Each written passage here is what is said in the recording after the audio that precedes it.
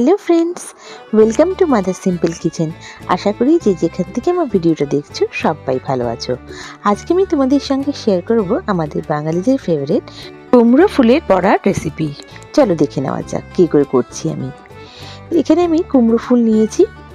কুমড়ো ফুলটাকে ভালো করে এবার পরিষ্কার করে ধুয়ে নিয়েছি।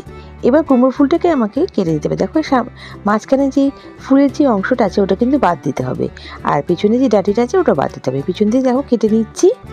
এইভাবে কেটে বাদ দিয়ে আমি এই পুরোটাকে বাদ দিয়ে দিচ্ছি। দেখো এই ইয়েলো পোর্শনটা বাদ দিয়ে দিচ্ছি, শুধু ফুলটা আমি এভাবে রাখবো।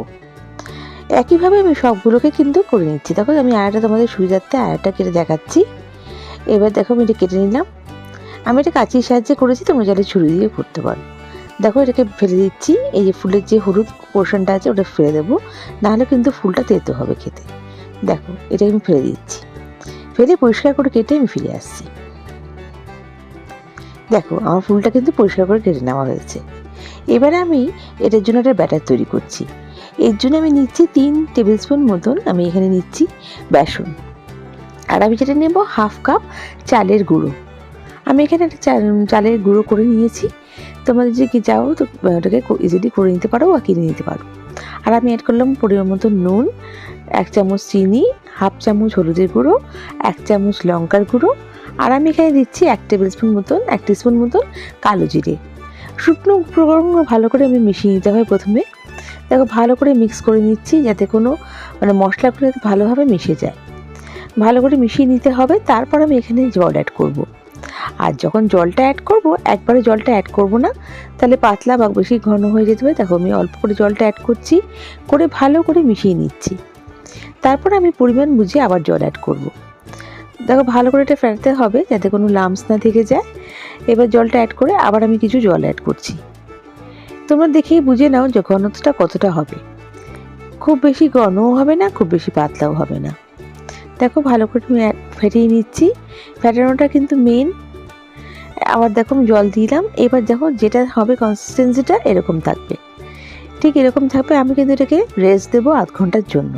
যেহেতু ওখানে চালের গুঁড়ো আমি অ্যাড করেছি, আর এটাকে দেখো আমি হাফ অ্যান আওয়ার এটাকে রেস্ট দিয়ে দেবো। তখন কিন্তু ব্যাটারটা চেঞ্জ হয়ে যাবে।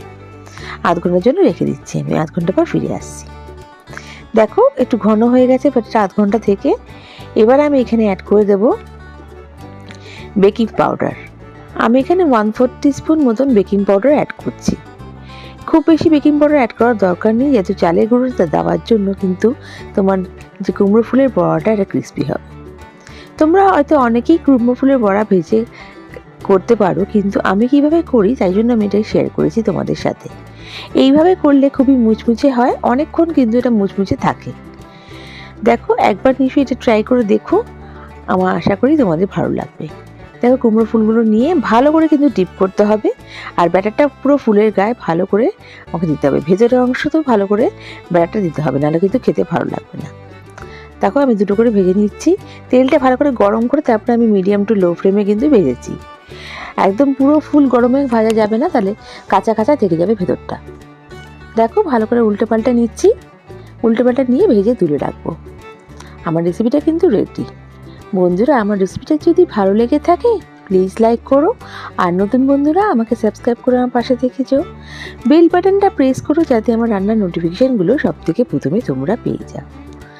আর নেক্সট রেসিপি নিয়ে আমি আবার হাজির হয়ে যাব। তোমরা সবাই ভালো থেকো, সুস্থ থেকো, বাই।